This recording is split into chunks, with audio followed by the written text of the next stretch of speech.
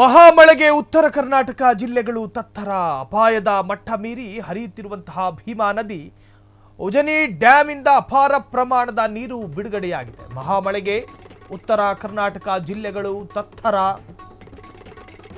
ಅಪಾಯದ ಮಟ್ಟ ಮೀರಿ ಹರಿಯುತ್ತಿರುವಂತಹ ಭೀಮಾ ನದಿ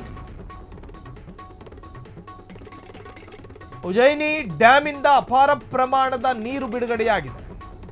ಚಂದ್ರಂಪಳ್ಳಿ ಸೊನ್ನ ಬ್ಯಾರೇಜ್ ಬಹುತೇಕ ಭರ್ತಿ. ಚಿಂಚೋಳಿಯ ಗಾರಂಪಳ್ಳಿ ಬಳಿ ಸೇತುವೆಯೂ ಕೂಡ ಸಂಪೂರ್ಣ ಮುಳುಗಡೆ. ಗಾರಂಪಳ್ಳಿ ಚಿಂಚೋಳಿ ಬೀದರ್ ರಸ್ತೆ ಸಂಪರ್ಕ ಕಡಿತ.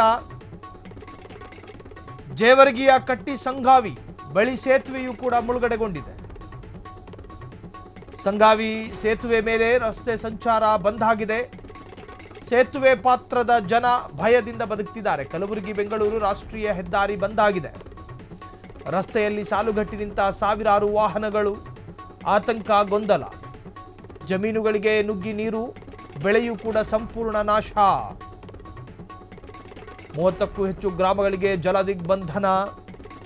ಜಿಲ್ಲಾಡಳಿತದಿಂದ ಹೈ ಅಲರ್ಟ್. ಮಹಾಮಳೆಗೆ ಉತ್ತರ ಕರ್ನಾಟಕ ಜಿಲ್ಲೆಗಳು ತತ್ತರ. ಉತ್ತರ ಕರ್ನಾಟಕದ ಇತಿಹಾಸದಲ್ಲಿ ನಿಜಕ್ಕೂ ಕೂಡ ಭಯಾನಕ ರಣರೌದ್ರತೆ ಇದು. ಚಂದ್ರಂಪಳ್ಳಿ ಸೊನ್ನ ಬ್ಯಾರೇಜ್ ಬಹುತೇಕ ಭರ್ತಿಯಾಗಿದೆ. ಇನ್ನು ಚಿಂಚೋಳಿಯ ಗಾರಂಪಳ್ಳಿ ಬಳಿ ಕೂಡ ಸೇತುವೆ ಮುಳುಗಡೆ ಆಗಿರುವಂತಹದ್ದು. ಗಾರಂಪಳ್ಳಿ ಚಿಂಚೋಳಿ ಬೀದರ್ ರಸ್ತೆ ಸಂಪರ್ಕವನ್ನು ಕೂಡ ನೋಡಿ, ಇದು ಆಸ್ಪತ್ರೆಗೆ ನುಗ್ಗಿದ ಮಳೆ ಇದು ಬಹುಶಃ. ಜೇವರ್ಗಿಯ ಕಟ್ಟಿ ಸಂಗಾವಿ ಬಳಿ ಸೇತುವೆ ಮುಳುಗಡೆ. ಇನ್ನು ಸಂಗಾವಿ ಸೇತುವೆ ಮೇಲೆ ರಸ್ತೆ ಸಂಚಾರ ಕೂಡ ಬಂದಾಗಿದೆ. ಈ ಉಗ್ರ ಮಳೆಗೆ ನಿಜಕ್ಕೂ ಕೂಡ ಅಲ್ಲಿನ ಸಾರ್ವಜನಿಕರು, ವಾಹನ ಸವಾರರು, ಗ್ರಾಮಸ್ಥರು ಎಲ್ಲರೂ ಕೂಡ ಆತಂಕದಲ್ಲಿ ಬದುಕ್ತಾ ಇದ್ದಾರೆ. ಆ ದೃಶ್ಯವನ್ನ ಗಮನಿಸ್ತಾ ಇದ್ದೀರಿ.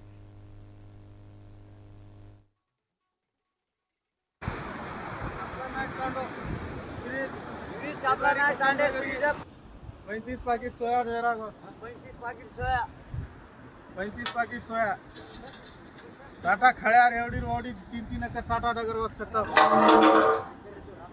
पूरे।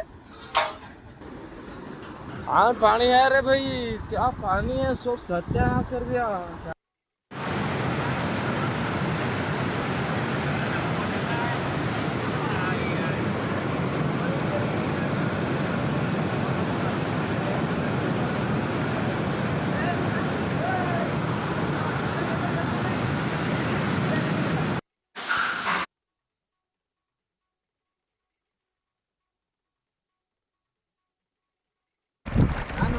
ಪ್ರೀತಿಯ ಮನೆಯ ಮಗ ಗೋಪಾಲ್ ಎಂಪಿ ಅಂತೇಳಿ ನೋಡ್ಬೋದು ಯಾವ ರೀತಿ ಗಾರಂಪಳ್ಳಿ ಗ್ರಾಮ ಸಿಗುತ್ತೆ ಮುಳುಗಡೆಗೊಂಡಿದೆ.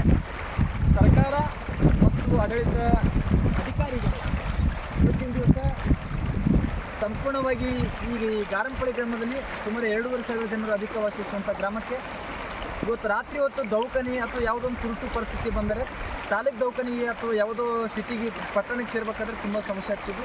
ಇದು ಈಗಿನಿಂದ ಸಮಸ್ಯೆ ಅಲ್ಲ, ಸುಮಾರು ಪೂರ್ವಾಚಾರ್ಯರಿಂದ ನಮ್ಮ 3 ಹುಟ್ಟದಾಗಿನಿಂದ ಇರುವಂಥ ಸಮಸ್ಯೆ ಪರಿಗಣಿಸಿ ಸರ್ಕಾರಕ್ಕೆ ಈ ಗ್ರಾಮದಲ್ಲಿಂದ ಪಾದಯಾತ್ರೆ ಮಾಡಿ ಸರ್ಕಾರಕ್ಕೆ ಮನವಿ ಪತ್ರ ಸಲ್ಲಿಸೋರು ಕೂಡ ಇವತ್ತು ಡೋಂಟ್ ಕೇರ್ ಅಂತ ನಿಂತಿಗಣಲಿದೆ. ಅದಕ್ಕಾಗಿ ಈ ಗಾರಂಪಳ್ಳಿ ಗ್ರಾಮದ ಸೇತುವೆಯನ್ನು ಮೇಲ್ದರ್ಜೆಗೆ ಏರಿಸದಿದ್ದಲ್ಲಿ ಇಡೀ ಗಾರಂಪಳ್ಳಿ ಗ್ರಾಮದ ಜನತೆ ವತಿಯಿಂದ ಮತ್ತು ಚುನಾಯಿತ ಶಾಸಕರ ಮತ್ತು ಸಂಸದರ ಮನೆ ಎದುರು ಮತ್ತು ಜಿಲ್ಲಾ ಉಸ್ತುವಾರಿ ಮನೆ ಎದುರುಗಡೆ ನಾವು ಧರಣಿ ಕೊಡಬೇಕಾಗ್ತದೆ ಅಂತೇಳಿ, ಇಲ್ಲ ಒಂದು ವೇಳೆ ನೀವು ಎಚ್ಚರಗೊಂಡು ಒಂದು ಭರವಸೆ ಕೊಟ್ಟು ಸ್ಥಳಕ್ಕೆ ಬಂದು ಇಲ್ಲಿನ ಬೆಳೆ ಹಾನಿಯಾಗಿರುವಂಥ ರೈತರಿಗೆ ಧೈರ್ಯ ಹೇಳಬೇಕು ಮತ್ತು ಈ ಗ್ರಾಮದ ಏನು ಸೇತುವೆ ಅದಲ್ಲ ಈ ಸೇತುವೆಯನ್ನು ಕೂಡಲೇ ಮೇಲ್ದರ್ಜೆಗೆ ಏರಿಸಬೇಕಂತೇಳಿ ಈ ಮಾಧ್ಯಮದ ಮುಖಾಂತರ ನಾನು ಇಡೀ ಗಾರಂಪಳ್ಳಿ ಗ್ರಾಮದ ಜನತೆಯ ಪರವಾಗಿ ನಾನು ಸಂಬಂಧಪಟ್ಟ ಅಧಿಕಾರಿಗಳಿಗೂ ಮತ್ತು ಚುನಾಯಿತ ಪ್ರತಿನಿಧಿಗಳಿಗೆ ಆಗ್ರಹಿಸ್ತೇನೆ.